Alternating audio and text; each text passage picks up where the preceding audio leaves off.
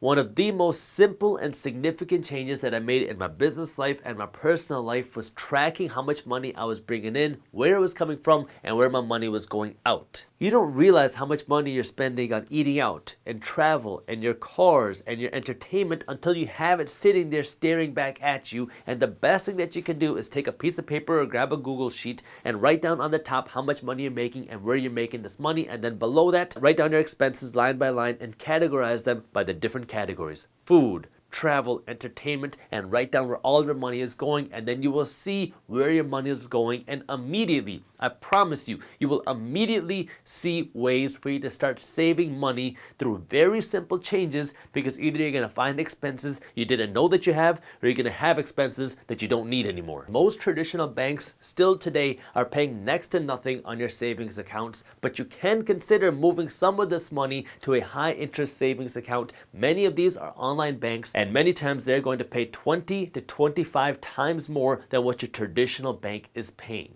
That doesn't mean that you're going to get a 25% return on your money. That means if a traditional bank is paying you 0.1%, you might be able to get 2.5%, maybe even 2.75% returns on your savings by just moving your money to a high interest savings account. Now again, these are online banks many of the times, but just because they're online does not mean that they're not FDIC insured. Many of them are FDIC insured. In fact, they should all be FDIC insured. You don't want to put your money into a savings account that is not FDIC insured. Many of them operate just like every other bank, except they don't have a physical branch. So if you need to access your money, you would have to wire it to your physical branch, or you can use an ATM or a number of different ways to access that money.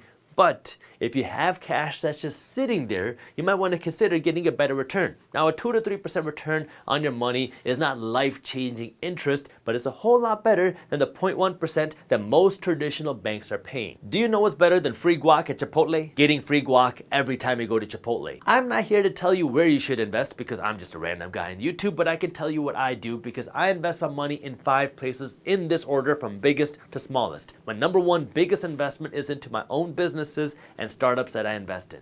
Number 2 is real estate. Number 3 is stocks. Number 4 is crypto, particularly Bitcoin. And number 5 is physical gold. The bulk of my investments outside of my businesses, although my businesses do produce cash flow, but the bulk of my investments are into cash flow producing investments. My real estate, and then within stocks, most of my stock portfolio is a dividend producing portfolio. The reason why I like that is because it gives me cash flow. Cash flow gives me cash to spend today, and it gives me cash to spend next month and the month after that and the month after that. The reason why so many people get discouraged when it comes to investing for cash flow is because when they look at the yields, they say, oh my God, I'm gonna need to invest $100,000 or $500,000 before I get anything significant. But what you're missing is if you start investing with $100 today and you do another $100 next month and you do another $100 the month after that, and you keep investing more and more money and you keep compounding your investments and you keep trying to increase how much you're investing, pretty soon over the next number of years, you're going to have some significant cash flow coming in, which can help you live your life. But you have to get started. Even if it's $10, even if it's $100, even if it's $1,000, it's more than nothing.